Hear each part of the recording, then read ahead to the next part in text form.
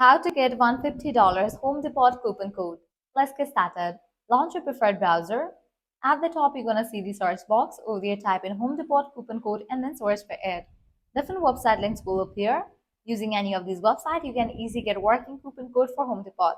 For instance, open this one website, Coupon Follow. This is a legit website where you're going to find amazing offers and deals for Home Depot. You can see that 10% off, $200 off, $5 off, and many more. Head towards the offer that you want to grab. Just click on the offer.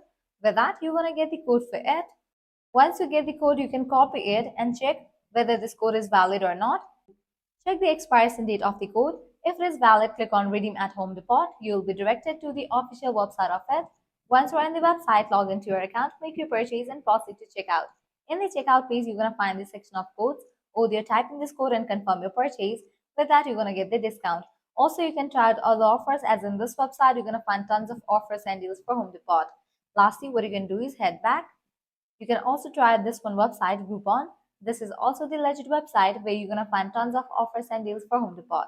So this way you can easily get up to $150 working coupon code for Home Depot. At the end, if you guys find this video helpful, don't forget to like, share and subscribe to our channel. Thanks for watching.